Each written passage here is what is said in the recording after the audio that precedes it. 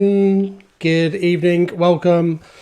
Thank you for watching and thank you for tuning in. It's lovely to be back. It's Wednesday night, it's 7 o'clock, and we are here with our winter wellness room. So tonight we're going to look at unhelpful thinking styles because we all have them. We all have stacks and stacks of just thinking styles that don't really help us with our mental health and well-being. So we're going to unpick a few of them. I'm not going to unpick all of them because there's masses and masses of them. So thank you for being here. Thank you for listening. I see from the monitors in front of me that you can hear me, but just give me the thumbs up, pass a comment, just say hello, and then I'll know that you all can see me and hear me. So for those of you who don't know, I'm Kevin Guthrie, a local psychotherapist. This project was put together by myself and Newark and Sherwood District Council because we care. Because we care about people and we were concerned that people were going into the winter months unarmed in the way that we might be to deal with darker, colder months, okay? Particularly given the year that we've just had, and we are still having to a certain extent. It's been quite a week, hasn't it? And as I sit here, I've experienced more and more people hitting brick walls. It's been a tough week for a lot of people, so I just wanted to put that out there. It is tough, and I think what's tough as well is that as we sit here now, we have Christmas, like it's right there. It's like you can see it just over the brow of the hill, and judging on the lights, it's getting closer and closer. And I think more and more people are getting concerned over Christmas and how it's going to look and what's going to happen. And although Boris has made his announcement, I think people are still really concerned about how Christmas might look. So I get it. I completely get it. It's the same everywhere. Evening, everybody. Evening, Sue and Julie and Les. And Helen Ellison. Helen Ellison is kind of she's like my coordinator in the council, and I love Helen because without Helen we wouldn't be doing things like this. So a massive round of applause to Helen Ellison, because without you I wouldn't be getting the support of Newark and Sherwood District Council to do them. I could of course do them, but it's better that I get the backing of a large organisation like that. So thank you, Helen. So, unhelpful thinking styles. Actually, there was one other thing that I wanted to pick up, and it was from last week's show. Okay, because last week we did... Oh, goodness, what did we do last week? Triggers. We did triggers last week. So, somebody said, and we were talking about triggers and how we get triggered and the feeling that we get when we're triggered, and somebody said that they get angry. The anger is the feeling that they know that they've been triggered, which is fairly common. And I didn't feel like I gave anger a broad enough platform. Okay, so anger, we all experience anger. It's a very common go-to place in terms of emotions. I think it's because we go there as children. We don't always get corrected or get encouraged to unpick what anger is. There's a really great picture called the Anger Iceberg. And the anger iceberg is anger on top, and then underneath are all these different emotions. More often than not, it's not anger that we're feeling. It is indeed something else, one of like another 20 different emotions. So, and what I wanted to say about anger is it's okay. It's okay to be angry, but we have to own it, and we have to begin to understand it and not just express it and just go, that's just the way I am. Okay, so I just wanted to say that about anger. And the other thing that I said I was going to do this week was a little bit of heart math. And I might look at that a little bit later. Heart math is the most amazing, wonderful piece of discovery in terms of how the heart and the mind and the body all operate together. And I think it's really interesting for you to be able to see that. Okay, the other thing I want to say before I go into unhelpful thinking styles is, hi Sue, remember, you can ask me any question you want. I want this to be a space where you can ask me questions about mental health and well-being. Something's bothering you, if you're confused over something, if I say something you're confused over, then ask me to unpick it a little bit more. I'm well aware that because this is my bag and this is what I deliver all the time, that it can sometimes be... I can sometimes run away with myself. Okay, so please... ask me anything you want and I will try to answer that. Okay? Evening, Amy. Nice to have you on board. So, where are we going to start with? Got some little graphics in front of me. So, on that part, I said we were going to look at unhelpful thinking styles, and surely we are. The first one is... Oh, I can hardly say this one, let alone do it. Catastrophizing. What is catastrophizing? I'm not going to read this one because I'm almost sure that I can nail it.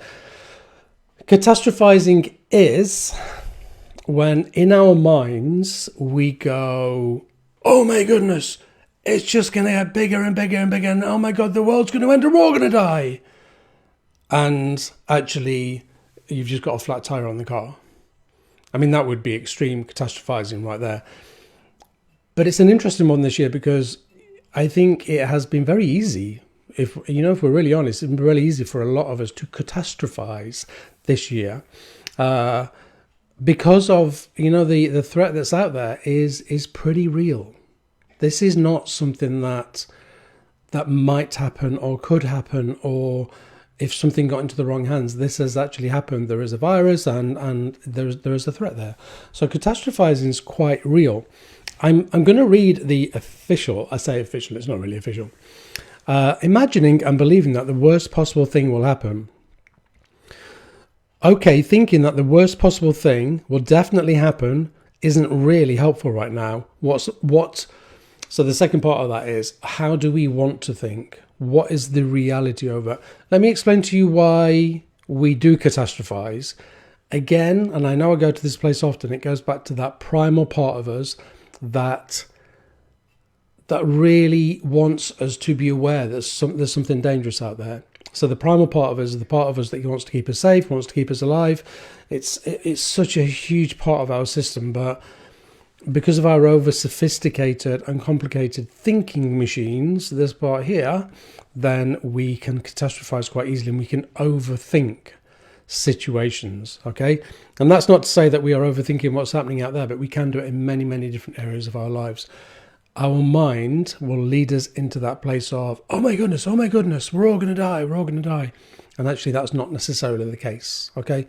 So that's catastrophizing right there. Evening, Maria. Helen's give me I can't say the words. Response. Helen's giving me a response. Bless you.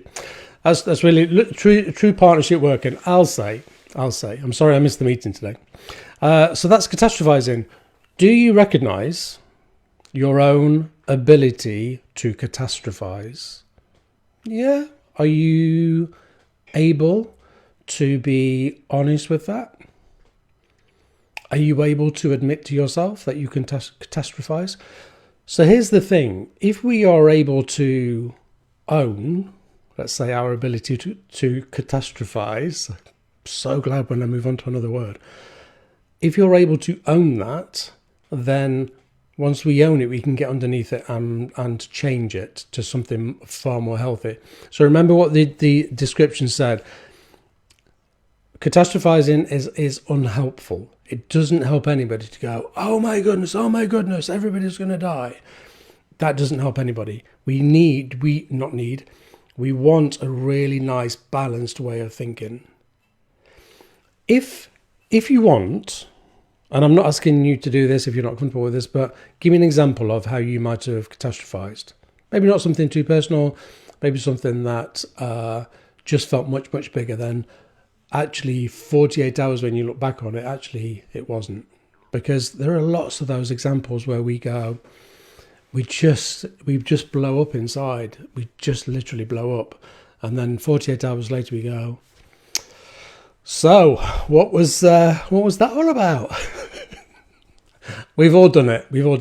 And if I put my hand up, then I would say that I definitely still do it now.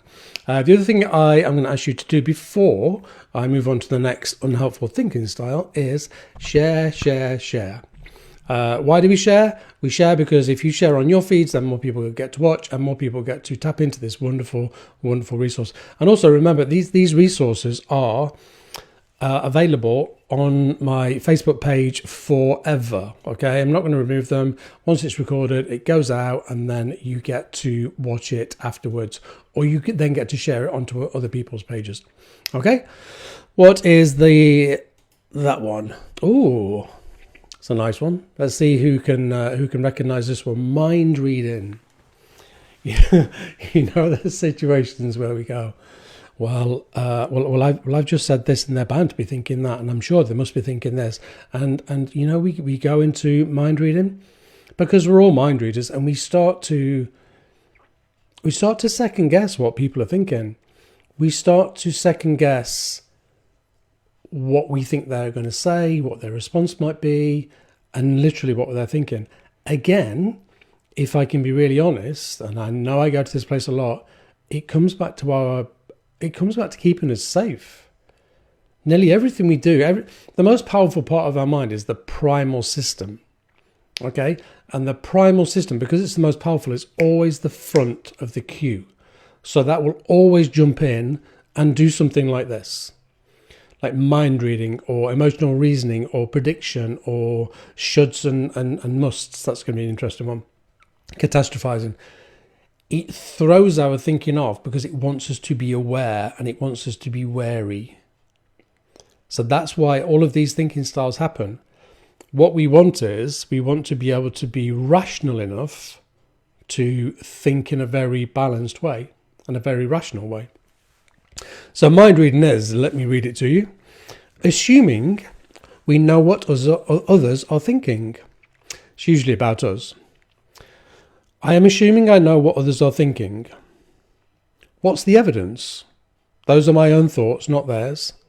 Is there another, more balanced way of looking at it? We use the word evidence in therapy quite a lot, unusually, because quite often I'll say to people, what evidence do we have that might be the case? And sometimes we can't come up with evidence. And what I usually say is if there's no evidence, then, you know, we kind of have to throw it out of court, so to speak, because there is no evidence that piece of thinking or that assumption or that prediction right there is true. And again, it's just our mind overthinking and I guess trying to protect us. You know, it's there for good reason. It is there for good reason. It is there to protect us and keep us alive. But like I say, mostly it's not very helpful. Not very helpful and certainly not very healthy. Right, let's see what comments we've got in the feed. Some old and new faces in there. Hi, Emma. That's good to know that they are available to look at again. Absolutely, Caroline. They are always there on Guthrie Therapy's Facebook page, so you can watch back over them at any point, or dip into like little sections that you might have wanted that you didn't quite catch. And again, you know, after the feed's done, if you've got any questions, then please let me know. If I mention something during a feed, like a book, there was a book that I mentioned last week, and then I shared it yesterday, I believe. And like a resource, or we talked last week about Sadhguru, who's a mystic, but some of his work's really quite profound and really beautiful to listen to. Then ask me, and when I get a moment, I'll feed it back into the feed attached to the live show that we did. Okay, so who mind reads? I do. I definitely do. My mind definitely goes into that place of predicting what somebody else is thinking, trying to work it out. Why do we do that? We do that because if we can work it out and if we can give it reason, then we can begin to understand. We no. See, nearly fell into the trap in my own mind. We think we can give it reason, but we can't, because we have no evidence that what we're thinking or what we're predicting about somebody else is actually true. So again, I'll ask you the question, do you have any examples of Maria's book? Me. Most people will mind read at some point. Nicholas asked something about stress and anxiety. I am going to make a note of that so as we can pick that back up later. What there is, Nicola, is on my Guthrie Therapy Facebook page, there's a video there. I should pin it to the top of the page, actually. I'll do that later. Pin it to the top of the page because it's like my 3 or 4 top tips around stress and anxiety. 4 really, really simple things. And we did it in the first week of doing these, but I might go over them again later. But definitely, there's a little video there. I think it might be like 3 or 4 minutes, so I try to keep it really, really short. Okay, getting lots of people saying Mimi in terms of mind reading. Good that you're all open to admitting to it, because it's true. And you know, the thing is, none of us, me included in this, none of us have this completely perfect. What we do is we strive to get it as good enough as we can in our world, given our lot, given our circumstances, given children, given no children, whatever it is that we are experiencing, we try. Okay. So I guess, but I don't mind read. I expect others to mind read me and do whatever it is I'm thinking. Sounds odd. Sounds odd as I say it aloud. I'm absolutely sure that makes sense to you, and your thinking style is yours, Grace. Do you know what I mean? And it is absolutely valid. Gary's put, I work things through before people talk to me. I work things before people talk to me a lot of the time.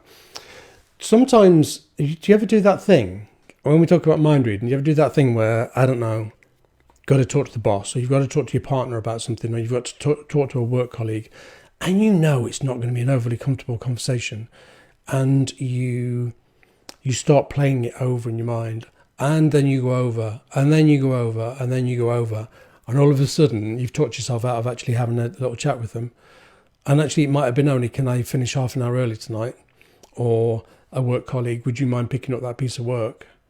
But we go over it so much in our minds that then we talk ourselves out of it. Not healthy, not helpful, not healthy. Where's my little card? It's still not there. It was there the other day. It's just not healthy or helpful for us to do that. What we want to do is we want to, I don't know, you might write down bullet points of how you want the conversation to go, or the points that you want to put across.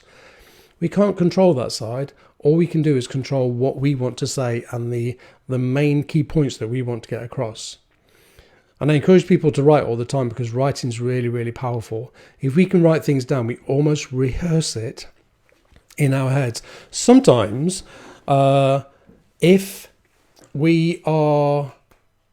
I'm working with a client in here and they have a situation coming up, then what we'll do is we'll almost rehearse it in here. I'll say, come on, let's practice it now. Tell me what you want to say to them.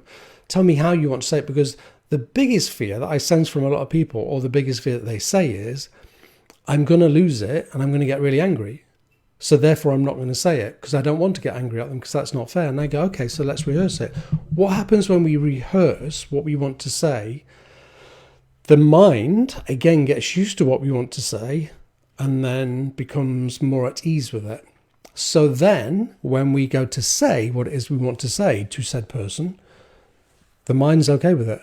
And because it's the emotion that we feel that makes us get angry or makes us get tense or whatever it is, whatever the emotion is. So practice it first, and practice it by writing it down onto a piece of paper. Write down the main bullet points and then practice it. Very little chance that it's going to play out, but at least what you'll have done is introduced your mind into actually having the conversation with them. It's a little bit like expecting an actor to walk on stage and deliver full dialogue of a play or a show without them having rehearsed it. And the truth is, when an actor goes on stage and they want to deliver something, and they want to deliver it with authenticity and truth and a really nice balanced set of emotions, then they practice and they practice and they practice. So why don't we do that? Why do we expect that we should be able to go into, use the word should there, I'm going to come back to that. Why do we expect that we should be able to go into difficult conversations without rehearsing them? If you can, discuss it with a partner. If you can, we can sometimes do this via text. So if we've got a text to send, and again, we don't want it to come across the wrong way, then the other thing we can do is I go into notes and I write it in notes. So I kind of practice a little bit, because then my mind gets used to it. And as my mind gets used to it, there's less emotion attached to it. And we never really want to write from too much emotion because it can come across the wrong way. Okay. Goes put. I keep getting a reminder to say hello, Joey. Little Joey, cute little Joey. Hello, how you doing? There you go, I said it. And you know, Joey, your mum is a brilliant knitter because I've got the most beautiful hat from your mum. Anxiety, fight or flight for me. If you're not happy at that moment, don't stay around to make things worse for yourself. Even if you're just chatting, talking, get away to do something you do enjoy to take your mind away from the anxiety or the situations. I completely agree. If a situation is that uncomfortable for you, then don't be there and don't do it. If you want to grow and you want to get past some of those feelings of anxiety, then if you have the resilience, we've talked about resilience in the past, then stay with it and work through it. There is no greater saying than we grow through fear. That's when we grow the most, when we are feeling fearful. Because again, what we're teaching the mind is actually it's okay. And I can do this. And by asking my boss for an hour off, or because I have to take Friday afternoon off, nobody's going to die and I'm not going to get the sack. So we're actually teaching our mind that that's okay and that it's okay. But if it's not, if it's uncomfortable, if it's too anxiety provoking, then get out of there and don't do it. So that's mind reading. What comes next? Oh, I love this one. And again, it comes up in therapy all the time. Shoulds and must. So here's my thing. Here's my thing about shoulds. I pick it up all the time in therapy. Whenever you say the word should, yeah? The word should. I'm going to say with shoulds, not musts. In therapy, we used to say shoulda, coulda, woulda. If you say the word should, I should have, they should have, then I want you to stop, if you've got time, and question it. And you question it, and shoulds come from two areas in our world. They come from out there in terms of social and cultural expectations. So here's the classic on that one. I am a man, so therefore I should wear navy blue. I should wear a navy blue shirt. I should not be sat here in a pink tutu. I should and I should not. Where did I learn that from? I learned it from out there. I learned it from the world that we live in. The other place that we learn shoulds from is from our primary carers, so the people that brought us up. You shouldn't cry. You shouldn't be angry. You should do better. All of those kind of phrases. So uncomfortable. So here's the schnizzle. Whenever you use the word should, it would be really helpful for you to question it and just go, oh, where did that come from? Where did I learn that from? Whose expectation is that? Because the chances are it's not your expectation. It doesn't belong to you. So I should be successful. I should be 6'3". I should have a six-pack. I should have earned my first million by now. I should have 4 cars on the drive. All of these shoulds. And actually none of them are really true. But sometimes we berate ourselves and we make our lives really, really hard because when we are living by those shoulds, it almost becomes impossible. And if we're living by shoulds placed on us by the world out there or our primary carers, then we are never going to be good enough. And if we're not good enough, then we can never feel peace here. And remember that all of this is about feeling peace here. If we feel peace here, we can go into the winter months and just take a little slurp. Oh, that's nice. If we can feel more peaceful, more resilient, then we can go into the winter months, colder, darker nights, and we can be stronger and just more resilient. If you want to know more about resilience, go back a couple of weeks and there's a really good live show there on resilience that you can watch. It was brilliant. And I also share it on Guthrie Therapy's Facebook feed. Okay, maybe I should take that feed and turn it into something more, a little bit more structured, so you know where to pick up the resources. Okay. Les has put, I've recently learned the ability to put things into perspective. Life is good if we choose to accept it. I love that. And he's also put, he would love to be 6'3", would be nice. So it is, it is about perspective. I yesterday about 4:00, 3:45, I walked the little dog because I needed to get out and I needed some fresh air. And I saw the most incredible, the most beautiful sunset ever. It was just breathtaking. And had I not gone out and had a walk, had I not done that, I wouldn't have seen it. So we have to be out there and we have to be doing stuff, and we can't just sit in our beautiful little structured boxes that we've created for ourselves. We have to be out there doing to be able to see things like that. But even then, there are many people might have seen that sunset and not even seen it. Not even properly seen it. We're very fast. We live in a very fast world. I've literally just said to somebody, wouldn't it be nice if the world slowed down? They went, oh, that's an interesting concept. And I went, do you not think? Do you not think it would be nice if it just slowed down that little bit? I believe it has because of the old C word. But maybe my hope is that it would stay that little bit slower and that we could all be that little bit calmer. Okay. Don't forget to share the feed for me if you could. That would be amazing. Right. Let's have a look at another unhelpful thinking style. What's coming up next? Oh, predicting. Some of these are really similar, but they are all unhealthy for us. Believing we know what's going to happen in the future. Who does that? Who predicts that they know what's going to happen? That if we do that, then that's going to happen, then that's going to happen, and then that's going to happen. So therefore, we won't do that. And I promise you, this part here, the first step into that will be some level of risk, some level of fear, some level of something that we haven't normally done. And we predict it so as we can unpick it so we can step away from safety. I just remember my partner at the time when I was made redundant about 7 years ago, and I got the choice of getting another job or coming into private practice. And I said, no, I really want to work for myself. It had been a lifelong dream. It'd be something that I really wanted to do.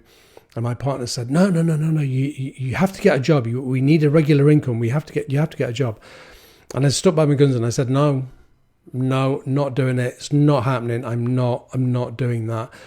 And here I am 7 years later, more happy and more peaceful than I've ever been, ever. Do you know what I mean? And more fulfilled and more motivated and more passionate about what I deliver every day. And had I listened to that partner at that time, then that wouldn't have happened and I wouldn't be sat here now. And I could have quite easily predicted that I would fail and that I wouldn't have done it and that I wouldn't have been a success. I could have quite easily predicted that and talked myself out of it. But I didn't. I wanted to take the risk and I wanted to step into this and it's been a slow build, but here I am, happy and peaceful, which is all I can really ask. So, sometimes we have to step into fear a little bit. The predictions that we make are, again, to keep us safe. A common theme here, a lot of these thinking styles are just really, really unhelpful for us. Don't forget, you can ask me any questions that you want. Please. If you've got a question, then drop it in and I will. I was just reading something on the feed. I will do my best to answer it. So back to predictions. Am I thinking that I can predict the future? How likely is it that it might really happen? The truth on the second part of that is it might happen, but it still doesn't mean to say that all of your predictions will be right, because that can't possibly be the case. There was a really interesting, for those of you that watch Bake Off, there was a really interesting contestant who came third last night. Oh, I'm not sure I think I can do this without being a spoiler. I'll tell you what I won't do. I won't mention who won. Okay. But I was very excited by who won. I thought it was brilliant. The third place, was very, very detrimental about their being. There you go, I've not given away the sex. The third place person, I heard them say at one point, I'm never going to do this. I can't do this. This is ridiculous. Why do I even think that I can do this? And I can hear the self-talk. And actually that person did really well to come third, because that self-talk, that detrimental self-talk, was so powerful and was there for everybody to see. And if we do that, we talk ourselves out of our own success, and we talk ourselves out of our own peace. And peace is a way more important to me than success. Honestly, it is. For me, it's all about feeling peace right here. I didn't do the spoiler. I didn't even give you the sex. I thought that was good. Hannah Paul's but I do it all the time and end up in a state. So recognize what you're doing. You know, when we talk about slowing down and we talk about being more aware of the world around us and our own thoughts, and we talk about mindfulness. I talk about this a lot because it's really important. Mindfulness is us slowing down so we can catch everything that we are saying. As I sit with you now, this is a fairly tiring hour because I'm having to edit everything that I say before it comes out of my mouth. Because I'm live, got the council's website logo right there, and I don't want to swear, and I can be a little bit potty mouth at times. So I'm having to edit everything that I say. And when we operate from the conscious mind, the upper part of the mind, looking at the picture behind me, that's the conscious part of the mind. And how does it go? This part, the big grey part, is the unconscious part of the mind. Okay? When we're operating, we spend most of the day in... I can't do it. We spend most of the day here in the unconscious part of the mind, operating from automatic behaviours, thoughts, and habits. Not helpful. So if we're, down there, if that's full of unhelpful thinking styles, habits and behaviours, we spend 93% of the day on average down there. What's going to happen? We're just going to keep repeating. When we slow down, we can catch this part here more, and we can literally start to hear what we're saying in our minds before it leaves our mouth. You know, when people say, "Oh, it just left my mouth before I even got a chance to say anything," that's because we're so fast, and because we do live in a really, really fast world. One of the sweetest things about this year has been that people have slowed down. I love that. I know it's not been a great year for a lot of people, but the very fact that we slow down is just been amazing. Amanda Wilson has put, love a sunset. Me too, Amanda. You know what? I love a sunset. It's one of my favourite views ever. But a couple of weeks ago, there was a couple of moon rises, and it kind of happened over there on some fields that I caught a couple of times. And oh my goodness, they were the most incredible moon rises I've ever seen. The moon kind of rose really slowly. It was like this pinkish glow to it. And it was just incredible. So that's another amazing sight. And also a sunrise. Sunrise in the morning. So sunrise, sunset, and moonrise are all beautiful. We get to see more sunsets than anything else. But just when you catch those in the moment and you stop and you breathe and you go, oh my goodness. The beauty that is around us is just absolutely incredible. But we have to be slow enough to catch it.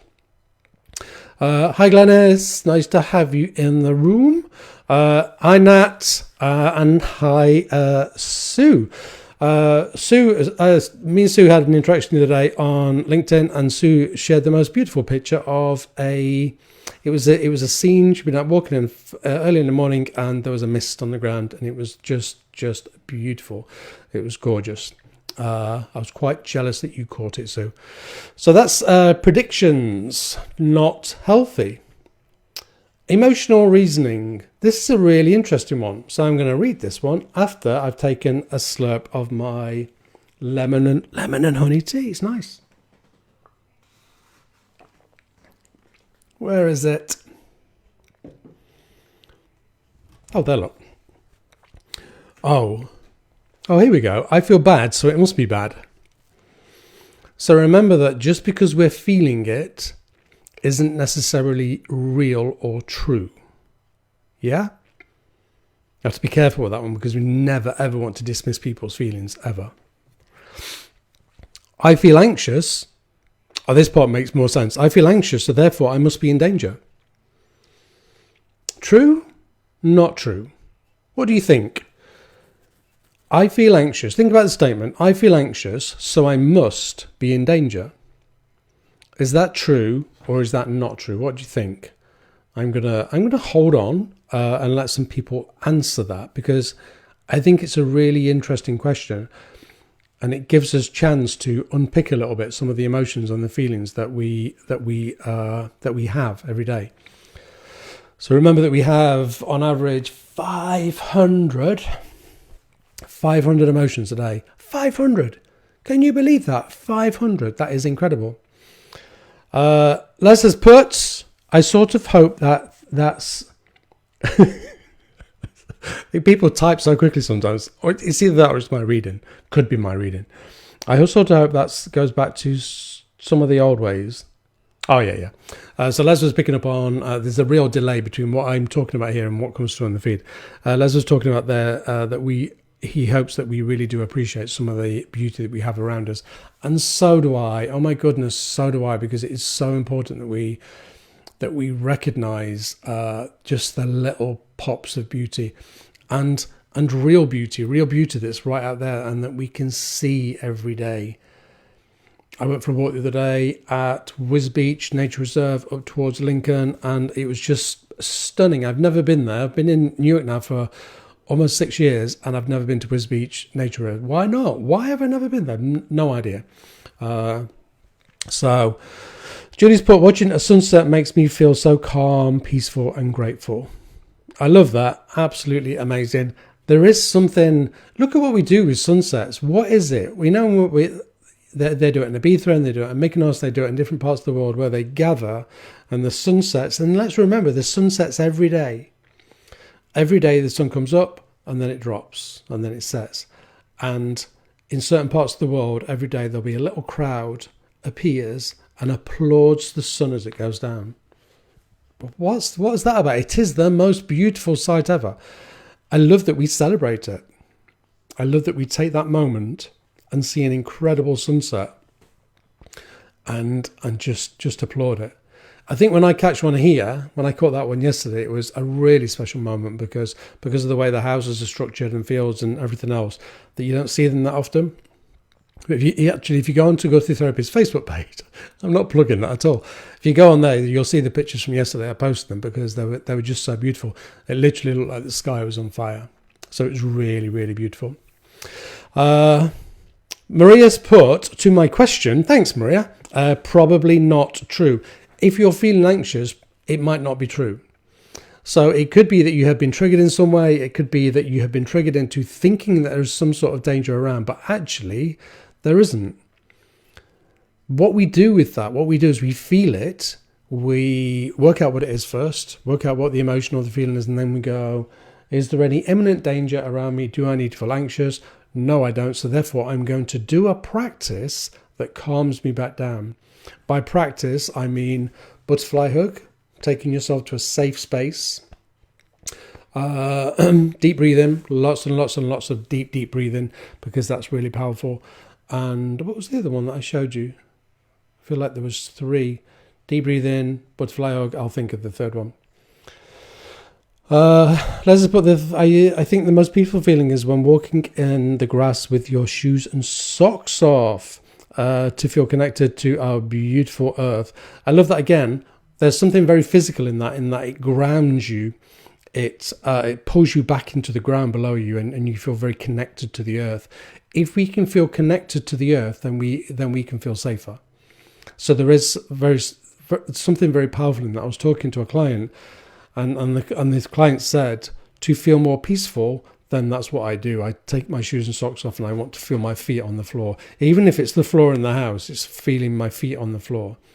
And I get that because sometimes particularly in the summer, not so much in the winter, I love walking outside or being able to walk outside with my shoes and socks off because it just allows me to feel more grounded. Vanessa has put, anxiety makes us feel threatened even if we are not in danger, it can feel very real. It definitely can, Vanessa, and that's a really good point. And this is the thing, when we get that little message of anxiety and we start going, oh my goodness, I'm starting to feel really, really anxious. Our primal mind does not want us to ignore that. It does not want us to ignore it because it wants us to think it's real. But we have to check it out, and that's where we start looking at some of these thinking styles in front of us, and we start unpicking them a little bit. And we start unpicking them, and we start to rationalize. So remember, primal mind, 5 times stronger, 5 times faster, big, fast, right there. And then your little rational mind comes up, pottering at the side of it, going, hello, trying to get in there, but this is just so big and powerful.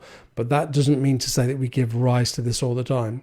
I always say about stress and anxiety that it is ours to control, but we have to do physical things to make that happen. We cannot expect to sit at home and feel less anxious. Unless, he says, correcting himself, unless you're going to sit at home and do meditation and deep breathing and Pilates and loads of calming exercises. But I still insist that being out there is one of the most important things we do. Remember this very simple fact. Every day, the body needs movement, some sort of movement above your normal range of movement. It needs movement, and it needs some sort of calming, stilling exercise, like deep breathing, butterfly hugs, anything that just allows the mind to drop. Pilates, anything like that. I'm right here. You can still hear me. It just gets really warm in this room, so I'm just grabbing the fan and popping it on, so as I don't melt right in front of your eyes.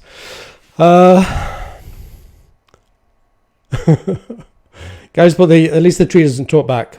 Hi, Lindsay. Welcome to the room. Maria's put, love walking outside in the open space, fields, country walks. Makes me feel like my problems are small. I love that. Why do I love that? Because for me, that's about perspective. That's about when we're in here, in this. So this is my little office, which it's not so little actually. My office. We can begin to feel very hunkered, very trapped. Once we go out there and we get a sense of space, and we are able to stretch our eyes, and by that I mean look over and through vistas and over views, then the mind starts to feel a little bit freer and less trapped. So if we can do that, and if we can be outside, and if we can experience some sort of space, then Marie, you're quite right. What happens is our perspective, imagine it like a lens focus, it shifts and it changes, and then we become that little bit calmer. Because if we can change the perspective on something, then we can definitely become calmer with it. So thank you for that. Gary's put, I like tree hugging. You know, trees are really, really powerful parts of nature. They have roots that go right into the ground, really deep, and then they can get really, really tall with the most beautiful foliage and branches. And if you think about a tree, when a tree survives, it's because it bends. It bends in the wind, and if a tree doesn't bend in the wind, it will break. And if we don't bend, when we get some sort of resistance from the world outside us, then we can break. So it's really important that somewhere we become very fluid and mobile and changeable. And you know, this year more than any year, I think we've had to adapt. A lot of people have really had to adapt to what's happening around us. Had to adapt and not get stuck, not get too stuck on, I can't do that. I can't do that because it's impossible, and I've never done it that way. There was a really interesting story the other day on Facebook that I read, and I loved it was an analogy. So it was, I need a slurp. Do you mind? Mind if I have a slurp? Thank you. It was a woman in therapy, and I don't know whether this is real or not. And she was saying to her, her therapist said to her, what's the most overwhelming thing for you right now? What is it that gets you the most right now? And she said, well, I really don't want to tell you because it sounds really silly and it's a bit daft. And he went, I promise you, I will never think it's silly and I will never think it's daft. And she says, I can't bring myself to wash the pots. I just can't bring myself to do the dishes right now. And he said, well, why don't you just put them in the dishwasher? And she says, well, I can't put them in the dishwasher because they need rinsing first before they go in the dishwasher. That was her rule. That was her boundary. And then he said, oh, why don't you just put the dishwasher on twice? Put them in, put it on twice. And she went, because that's not the way I do it. That's not the rule. That's not the boundary. This is a little bit like shoulds. And he went, why? He says, you're not feeling great. He says, put the dishwasher on twice. Let it run twice. Then take the pots out and put them away. And what she learned from that is that we can shift and we can change our boundaries and we can change some of the rules that we may have put in the past. It's okay. And you know what? Right now, more than any other time, it's okay to change some of those boundaries. It's brilliant to have boundaries. It's brilliant to have something that we can lead our lives by. But occasionally we have to let go and we have to be okay with putting the dishwasher on twice. Because it's just okay. Nothing happens if you put the dishwasher on twice. The other thing that can happen, if we can become overwhelmed by, little simple tasks, then my guidance on that is to break it down into tiny little tasks. So let's say you wanted to go into a room and you wanted to start clearing the room out, then I've moved house so many times, it's crazy. So what I do now is I look at a room and go, okay, so I'm going to go into that room there and I'm going to empty that top drawer. And if I empty the top drawer, then I go, yay! And I'm motivated and then I do the other drawers. It's a really great way of motivating yourself. Whereas if I say to myself, I'm going to go into that room and I'm going to empty the whole room and I'm going to pack it, too much, way too much for our minds. And depending on how much resilience is in our little battery, remember the little battery, you see how all this work connects. Everything we ever talked about just connects and connects and connects. If our resilience battery isn't at its best, then knowing we are going to pack a full room is too much. So change the rules. Give yourself a break and change some of your rules and allow them to change and give yourself permission to be okay with that. Okay? I'm just going to catch up on this feed. Laying on the ground and gazing at the stars. I love that as well. The most beautiful stars that I ever saw were in, where was I? New Zealand. And they were the brightest stars I think I've ever seen in my life. They were incredible. And I have to go back. What else do we have? Stuart has put, do you have any tips for dealing with any setbacks and how we can stop anxiety from preventing us from trying again? Ooh, that's good. I like that. So if we've had a setback, what gets programmed into our minds is that we mustn't do it again because it wasn't safe because last time we failed. Do not like the word fail, but that is the word that would probably pop up in your head. So what I might probably do with that immediately, if you have the ability to unpick it in your mind, then I'd unpick it in your mind.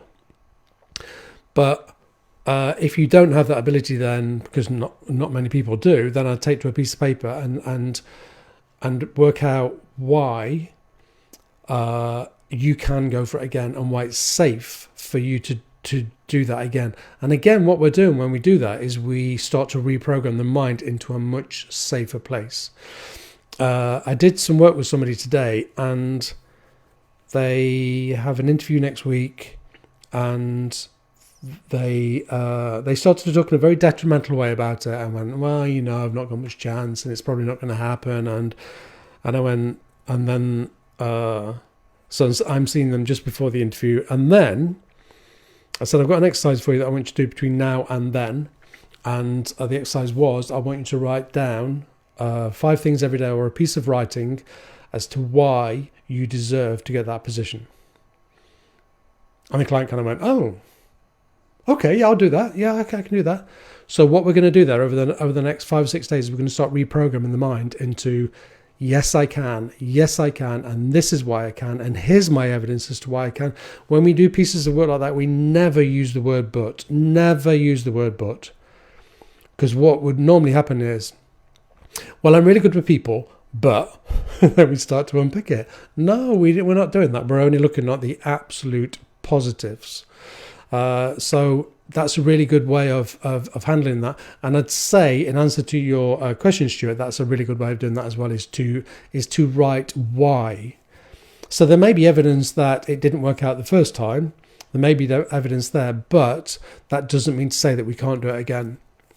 Look at the classic example on this is the light bulb man, Edison. It's not Ellison. That's Helen. That's a lovely Helen. I can't remember how many times he invented the light bulb, but it was a lot of times. And he invented it and he invented it and he just kept going through it. It just kept failing. It was something like 200 times. It was a crazy amount of times. Then eventually he invented the light bulb. Had he allowed his mind to unpick that on the first occasion, he wouldn't have been the person to invent the light bulb. Somebody would have done it eventually, but it wouldn't have been him. So we can't give up. We can't give up, because just because it didn't happen the first time, I do not like the word failed, just because it didn't happen the first time doesn't mean to say that it's not for us or it's not our place. That is not the case. Okay? Maybe we're going to do a little bit more prep, and maybe we're going to look into it a little bit deeper. Maybe I don't know. There are many things that we could do. But that's what we start doing. We start to reprogram the mind by writing down why we belong in that position. Edison, thank you. I don't know who put that, but Edison, thank you. I knew it was Ellison. Blah, blah, blah, blah, blah. Somebody put something about anxiety earlier. You know, a really lovely exercise on anxiety that I want to show you is Utah for stars. Utah in the States, Amanda, I believe.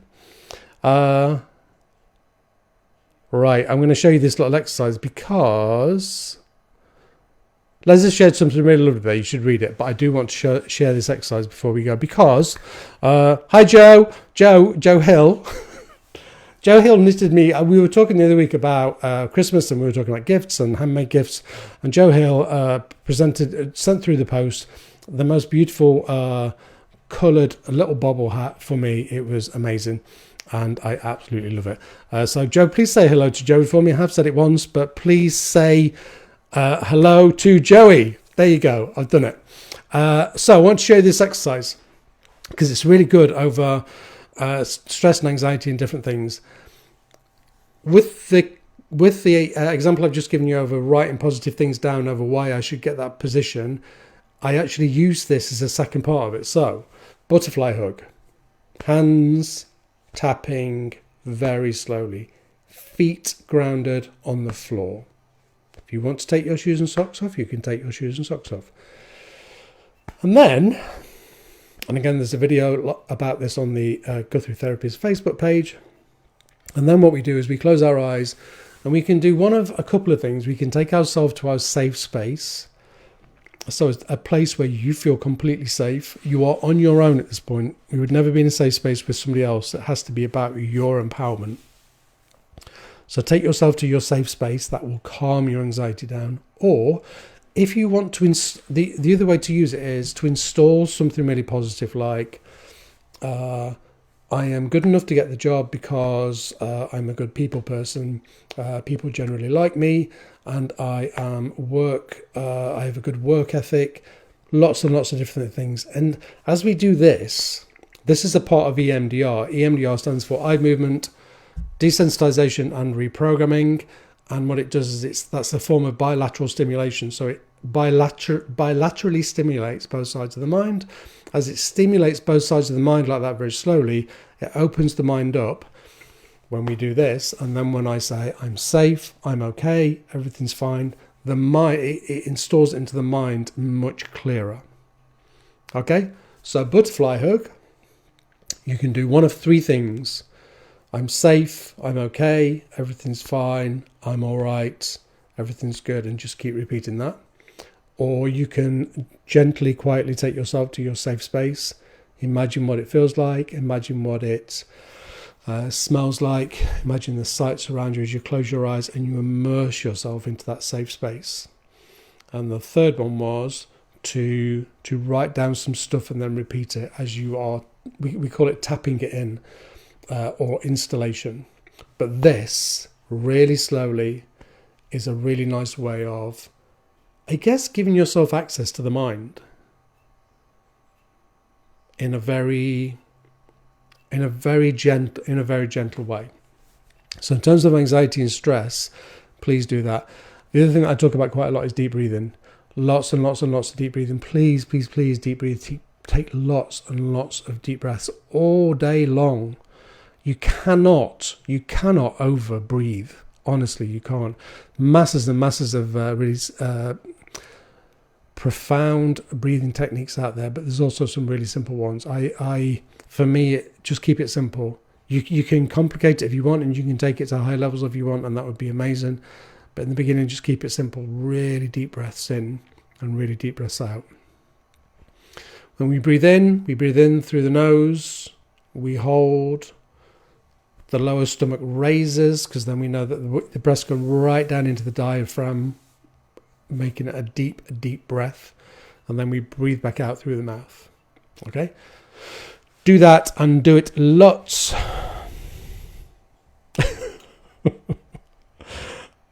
People are having a laugh with each other. You don't have to be sorry, Joe. It's Joe. You don't have to be sorry. This is on catch up. You can watch it anytime. Gary Spot, I have a lot in common with Edison and the Duracell battery. Loads of energy all the time. On. I love that. Amanda Wilson's put, no, never give up. No, don't give up, because it's like, the example with Edison, send me on to Google for me in the last 2 minutes how many times Edison tried to invent the light bulb before he finally made it work. Because I seem to remember it was a lot of times. And the truth is, if we have to keep trying, we have to keep stepping into it and making it work. So Stuart, I really hope that helps you there. What else did I want to say to you before? Oh, we've not done heart math again. Sorry. We will. I'm going to put it at the top of my list next week. We have 2 weeks left. Oh, 2 weeks. Is that right? Oh, no, it's not. It must be 3. Because the second... 3 weeks left. We've got 3 weeks left. So we've definitely got lots of time to do heart math. I'm going to continue next week with the unhelpful thinking styles. If you have any questions that you want me to address via this live hour and you don't want your name attached to it, then please send me a message privately. Guthrie Therapy, just message me and it comes through privately, and I will definitely pick that up and I will definitely try and answer it for you as we go live next week at 7 o'clock. I'm really happy to address anything that you want to address. Do you know what I mean? You're not going to get anything from me if you ask me how to crochet. That's not going to work, because I don't know how to crochet. But anything to do with the mind and health and well-being. Health and well-being is a broader part of what I do. I guess my core center is how the mind works, but I am very, very holistic in the way that I work. Welcome, Tim, into the room.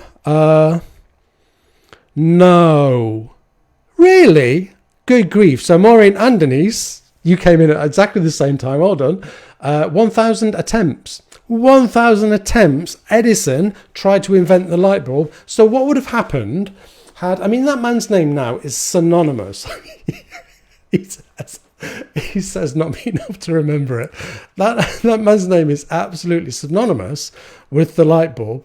He tried to invent it 1,000 times. Can you believe that? What would have happened if he gave up the first time? Somebody would have done it eventually, but he didn't. 1,000 times. Oh my God, the tenacity of that man was absolutely incredible. So, what time are we at? Oh my goodness, it's 1 minute past 8. I'm going to go because I think my dinner might be on the table through there. And it's time to put my gym jams on and chill a little bit.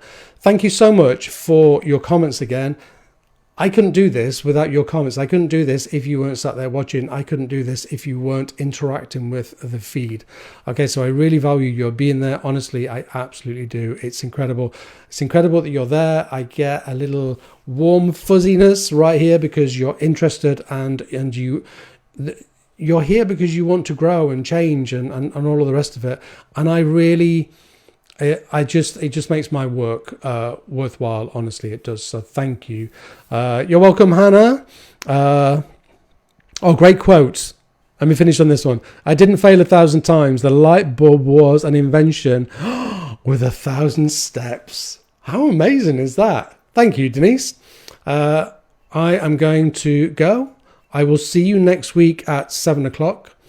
And please share the feed afterwards. If you want to, don't forget you can rewatch it or you can rewatch any of the feeds. I will be back next week. Love and peace to everybody. Okay? Take care, and I will speak to you soon. Bye-bye.